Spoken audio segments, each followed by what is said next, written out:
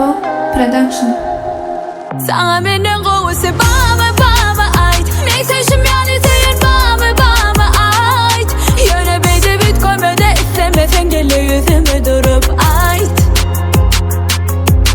Bana ait. Neyse şimdi yani senin bana ait. Yöne beyde bit koymede istemesen gele yüzüme durup ait. Yüreğim götürün ok indi yalan söyleme. Gel ikimizden ayrı yolu saylali. Öz aramı bolon tatları unutalı.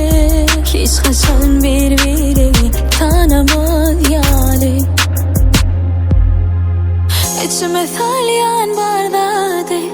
Yılgırıp gezgen lalyali. Yüreğime değdin düşman yali. Gözümü kör ettin yüreğimde petgel. Yaşlım yüzümü yudin boğullu käsel. Bu duygu täze del yönü entegim täzin. Etti yüreğe täsir akıllı yamaňa da hädi. Men yerime jogap berýän bollun başyma kätip. Goloýlaşma şuwat sakla ary çägi. Yaram entegim biten ok yalandan yaraşmaly. Bir ömür garaş häli. Yüzümde gynanç görnür nokla söýülim. Ya tapdymmy täze dalaş ýäri. Aýtmana zat kendim updurmak bu ýylan käri. Söýgün suwuny çykardım galýan ýaly käri. Bolýan ýaly däbi.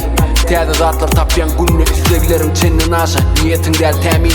Gözden gaty ýokarlarda menim äpet belli. Yüreğim kısyami öyküne çeken tüseni. Öyküleme yalan söýgü dünýeden pani.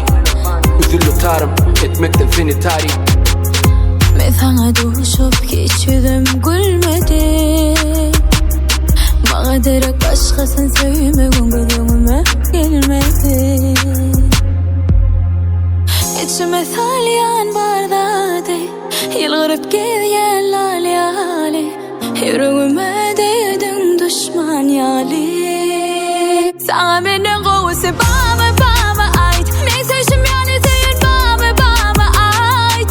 Yöne beyde bit koymede istemesen gele yüzüme durup ait. Bana ait. Neyse şimdi yani senin bana ait. Yöne beyde bit koymede istemesen gele yüzüme durup ait.